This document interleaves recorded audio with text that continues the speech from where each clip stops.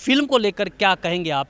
एक नया दृष्टिकोण आपका भी बना है? तो हिंदू को समझने के लिए जो इस मूवी में जो विचार के रूप में प्रदर्शित किया गया है, अखंड भारत की जो बात की गई है, शायद ये बहुत ही दुर्लभ है। सावरकर की जो फिल्म है कैसी लगी आपको? क्या फिल्म नहीं, एक डॉक्यूमेंट्री है। कांग्रेस ने कोशिश की है कि वीर सावरकर का जो योगदान है उसको कहीं कमतर आंका गया। पर्टिकुलरली कांग्रेस सावरकर जी का हर बात पे हर टाइम टू टाइम वो मजाक उड़ाते गए हैं। नए भारत का निर्माण जाति विहीन समाज के रूप में कैसे कर सकते हैं? कि जाति प्रथा हमारे देश का सबसे बड़ा एक कलंक है। राहुल गांधी ने इनको माफी वीर कहा है।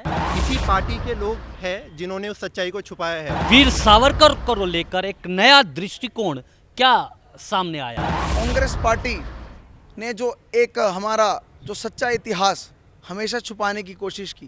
ये फिल्म क्या नई रोशनी देगी? जो हमारे रियल हीरोज थे उनको या तो फांसी दी जा रही थी या फिर काले पानी की सजा बुल रही थी। जाति पर ही पूरी राजनीति टिक रही है कि जो युवा पीढ़ी है या फिर जो हमारे मतदाता है वो चुनाव में जातिगत समीकरण को छोड़ के मुद्दों पे वोट करें। नए भारत को अगर आपको समझना है तो वीर सावरकर के विचारों को प्रमुखता देनी होगी, उसको लागू करना। कि अगर कोई क्रांतिकारी चाहे एक दिन संघर्ष किया हो, चाहे 10 साल किया हो, जाति का बंधन टूटे। लेकिन जहाँ तक बात रही अगर जातिवाद को लेकर के, तो हमें लगता है कि गांधी से बेटर ओपिनियन सावरकर का था। जी प्रोफेसर साहब से ही मैं जानना चाहता हूँ, फिल्म को लेकर क्या कहेंगे आप? एक नया दृष्टिकोण आपका भी बना है कुछ? My self doctor Krishna Murari Yadav, faculty of law, Delhi university. जैसा कि आप बोल रहे हैं, तो मैं भी वैसे हिस्ट्री का स्टूडेंट रहा हूँ। मैं बहुत डीप में इस चीज़ को पढ़ा हूँ, कई सालों तक कंपटीशन दिया हूँ। इस मूवी को देखने के बाद बहुत सारे नए एस्पेक्ट आए हुए हैं, ख़ासतौर से जो रिलेशन रहा है। जैसे कि हमने अभी तक जो वीर सावरकर जी को हमने एक सेपरेट करके पढ़ने का प्रयास किया था। इस मूवी में जैसे हमने उनका रिलेशन देखा कि अम्बेडकर के साथ क्या रिलेशन है, फिर उनके जो विचार हैं, जैसे हम लोगों ने कई बार ये स्टेटमेंट देने का प्रयास किया कि वो माफ़ी वीर का करके लोग अपमानित करने का प्रयास कर रहे हैं। तो इस मूवी को देखने के बाद एटलीस्ट उनके जेल से बाहर निकलने का क्या पॉइंट था, निकलने के बाद उन्होंने क्या मूवमेंट चलाया, और देश की जो बात कहते हैं कि हिंदुत्व क्या है, हिंदू क्या है, तो हिंदू को समझने के लिए जो इस मूवी में जो विचार के रूप में प्रदर्शित किया गया है, अखंड भारत की जो बात की गई है, शायद ये बहुत ही दुर्लभ है। इससे पहले मैंने हिंदुत्व के मीनिंग को लेकर के इतना क्लियरिटी कभी नहीं देखा था। उन्होंने इस मूवी में ये बताने का प्रयास किया है कि संस्कृति और सभ्यता में अंतर क्या है।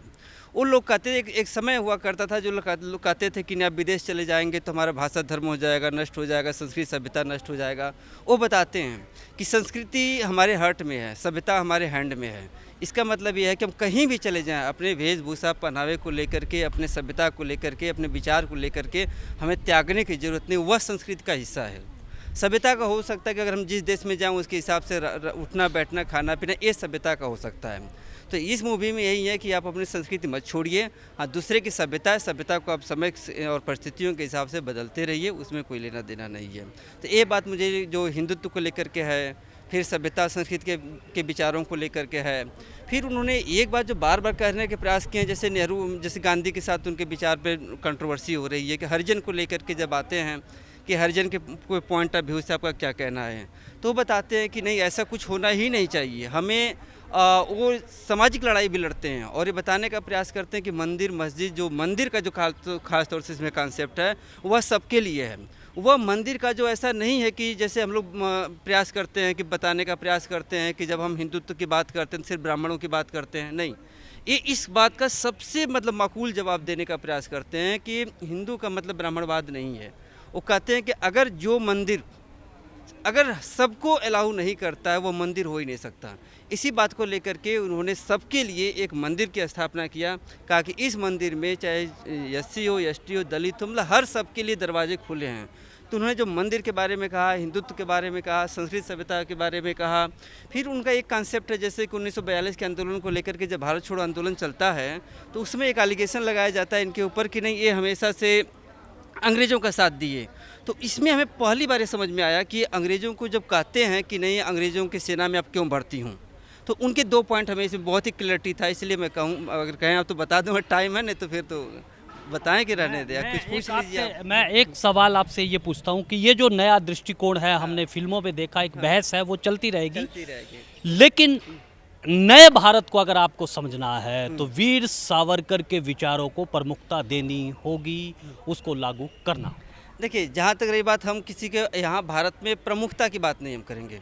हम कहेंगे कि इस देश में हमारा हमेशा से मानना है कि अगर कोई क्रांतिकारी चाहे एक दिन संघर्ष किया हो, चाहे 10 साल किया हो, चाहे प्रमुखता whole की life, बात मैं सिर्फ इसलिए पूछ रहा हूँ, सामंजस्य की बात मैं एक करता हूँ। सवाल मैं इसलिए और पूछ रहा हम हूँ आपको बताएंगे। कि जो जाति को लेकर जो वीर सावरकर जी के विचार है, मैं उसको व्यक्तिगत रूप से हाँ, बहुत सही मानता हूँ। अगर- जाति का बंधन टूटे, अगर इस बात को लेकर ये कहें कि हाँ, मतलब वीर सावरकर का जो इस पॉइंट के व्यू पर क्या है, क्योंकि देखिए, हम हमेशा मानते हैं कि अगर अरबों की आबादी है, करोड़ों की आबादी है, तो विचार अलग अलग हो सकते हैं। लेकिन जहाँ तक बात रही अगर जातिवाद को लेकर के, तो हमें लगता है कि गांधी से बेटर ओपिनियन सावरकर का था। क्योंकि गांधी जी ने जब मुद्दा इस बात को उठा तो उन्होंने एक हरिजन नाम दिया। अब क्यों नाम देंगे आप किसी भी आदमी को क्यों नाम देंगे हरिजन है, ये है वो? अब बोलिए ना कि एवरीवन इज इक्वल। अब बोलिए कि हिंदू है। अगर जो मंदिर मस्जिद अगर इस तरह का अन्याय करता है, गलत करता है, हम नहीं मानेंगे। इसी बात को लेकर के बोला ना कि अब हरिजन का नाम क्यों दे रहे हैं। इसी बात के खिलाफ उन्होंने जाकर कहा कि अगर जिस मंदिर में अगर हरिजन जो दलित आदमी है या जो पिछड़ा आदमी है, मतलब सामाजिक आर्थिक रूप से, अगर उसकी एंट्री नहीं तो उस मंदिर को मैं मानता ही नहीं। उन्होंने सीधा सीधा कहा कि उस मंदिर को नहीं मानता, उन्होंने दूसरा मंदिर बना दिया। तो इस मामले में अगर आप कहें कि इनके विचारों की क्या अहमियत है, तो हम ये बताना चाहेंगे कि यूनिवर्सिटी कॉलेजेस में इस बात को पढ़ाना चाहिए, बताना चाहिए कि हिंदुत्व एक वर्ग, एक क्लास, एक ब्राह्मणवाद जैसा कुछ चीज़ नहीं है। यह सबको समाज में सबको समाहित करके चलता है। यह इंक्लूसिवनेस की बात करता है, इसकी बात मैं करता हूँ। बहुत बहुत सही कहा आपने कि हिंदुत्व को हमें एक व्यापक दृष्टिकोण से देखना है, और जो अब धीरे धीरे लोग इस बात को समझ भी रहे हैं कि जाति से हिंदू नहीं है, ब्राह्मण से हिंदू नहीं है।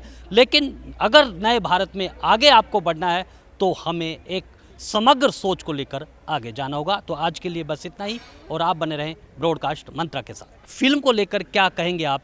एक नया दृष्टिकोण आपका भी बना है? तो हिंदू को समझने के लिए जो इस मूवी में जो विचार के रूप में प्रदर्शित किया गया है, अखंड भारत की जो बात की गई है, शायद ये बहुत ही दुर्लभ है। सावरकर की जो फिल्म है कैसी लगी आपको? यह फिल्म नहीं, एक डॉक्यूमेंट्री है। कांग्रेस ने कोशिश की है कि वीर सावरकर का जो योगदान है उसको कहीं कमतर आंका गया। पर्टिकुलरली कांग्रेस सावरकर जी का हर बात पे हर टाइम टू टाइम वो मजाक उड़ाते गए हैं। नए भारत का निर्माण जाति विहीन समाज के रूप में कैसे कर सकते हैं? कि जाति प्रथा हमारे देश का सबसे बड़ा एक कलंक है। राहुल गांधी ने ही उनको माफी वीर कहा है। इसी पार्टी के लोग हैं जिन्होंने उस सच्चाई को छुपाया है। वीर सावरकर को लेकर एक नया दृष्टिकोण क्या सामने आया? कांग्रेस पार्टी ने जो एक हमारा जो सच्चा इतिहास हमेशा छुपाने की कोशिश की। ये फिल्म क्या नई रोशनी देगी? जो हमारे रियल हीरोज थे उनको या तो फांसी दी जा रही थी या फिर काले पानी की सजा बुल रही थी। जाति पर ही पूरी राजनीति टिक रही है कि जो युवा पीढ़ी है या फिर जो हमारे मतदाता है, वो चुनाव में जातिगत समीकरण को छोड़ के मुद्दों पे वोट करें। नए भारत को अगर आपको समझना है तो वीर सावरकर के विचारों को प्रमुखता देनी होगी, उसको लागू करना। कि अगर कोई क्रांतिकारी चाहे एक दिन संघर्ष किया हो, चाहे 10 साल किया हो, जाति का बंधन टूटे। लेकिन जहाँ तक बात रही अगर जातिवाद को लेकर के, तो हमें लगता है कि गांधी से बेटर ओपिनियन सावरकर का था।